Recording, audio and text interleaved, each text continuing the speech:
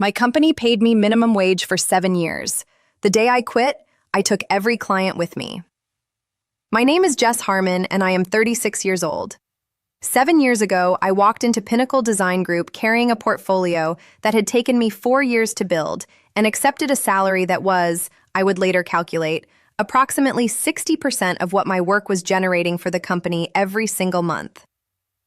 I accepted it because I needed the job, and because Owen, the owner, shook my hand across his desk and said the word temporary in a way that felt like a promise. It was not a promise. It was a technique. I learned the difference over the following 7 years, one broken conversation at a time. Last March, on a Tuesday morning, I sent Owen a single-sentence resignation email. No notice period beyond the legal minimum. No explanation beyond what was required. No drama, no speech, no scene. What happened in the 90 days after I sent that email? The clients who called me within 48 hours, the company that lost 4 of its 6 anchor accounts in a single month, and the afternoon Owen showed up at my apartment door with a folder of printed emails he thought would help his case, is what I want to tell you.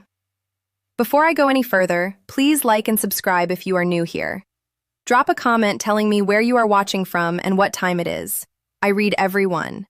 Now let me tell you how 7 years of minimum wage ends up being the best education you never asked for. Chapter 1. The salary that never moved. I will keep the backstory short because it is not the interesting part.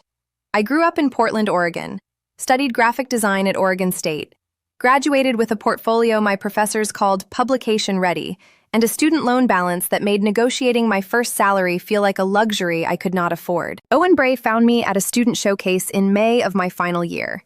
He had a card and a firm handshake and the particular energy of a man who has identified something useful and wants to secure it before someone else does.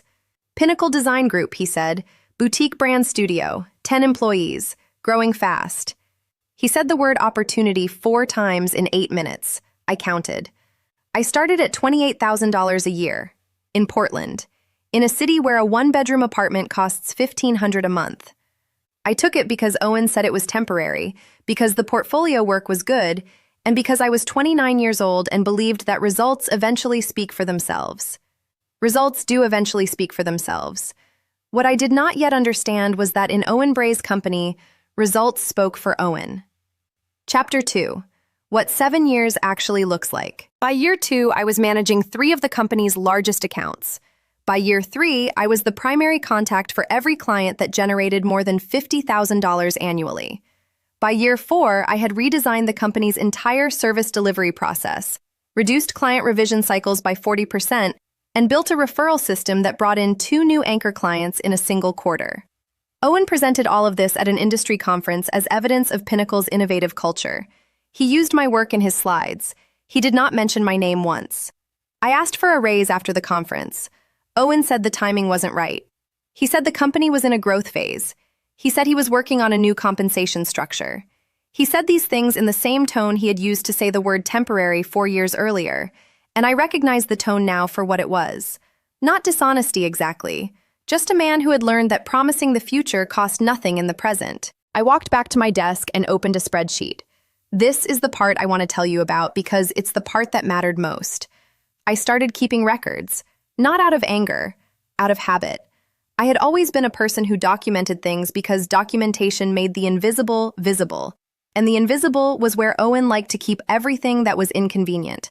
Every client interaction, every referral source, every contract I had touched, every email where a client had addressed me by name as their primary contact. I saved them all in a folder on my personal drive, organized by client, by date, by dollar value. I was not planning anything. I was simply keeping records, the way careful people keep records, because you never know when the invisible will need to become visible. Here's what I want to ask you, because I think a lot of people have been in some version of this. Have you ever stayed somewhere longer than you should have, not because you couldn't leave, but because leaving felt like admitting something you weren't ready to admit? Tell me in the comments. I read every single one. Chapter 3. The promotion that never arrived. Year 5. Owen hired a new creative director, external hire, someone he had met at a golf event.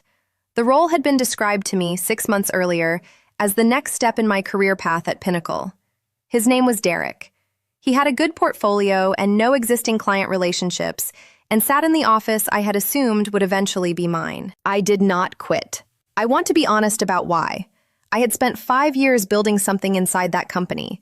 Client relationships, processes, a reputation.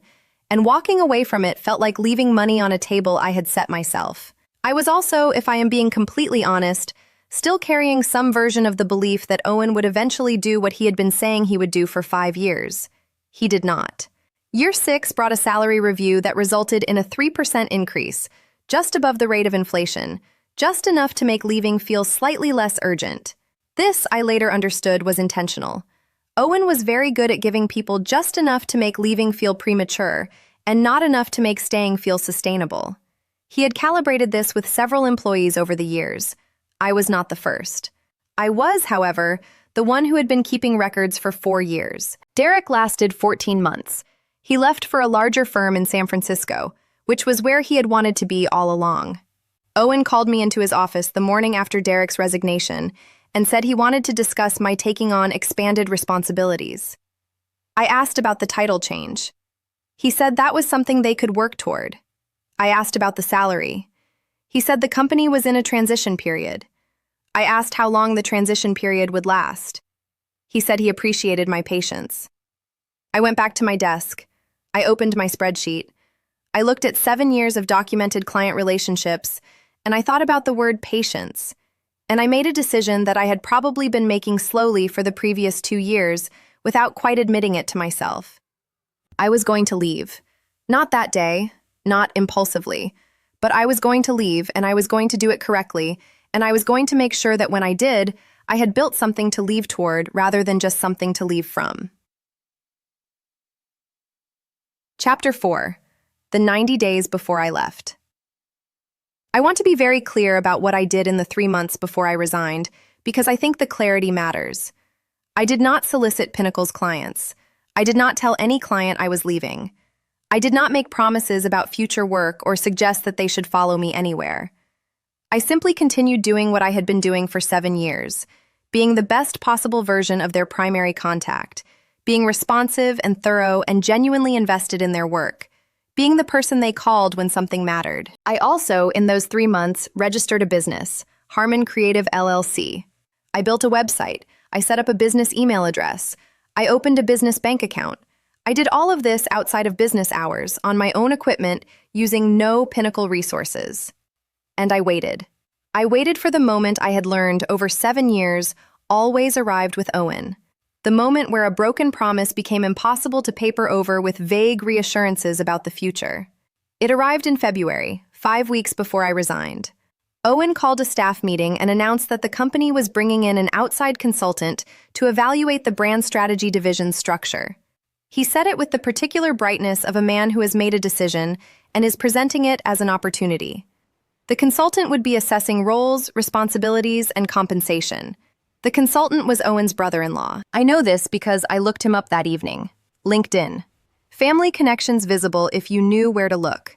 The same last name as Owen's wife, which I had seen on the company holiday card for 7 years.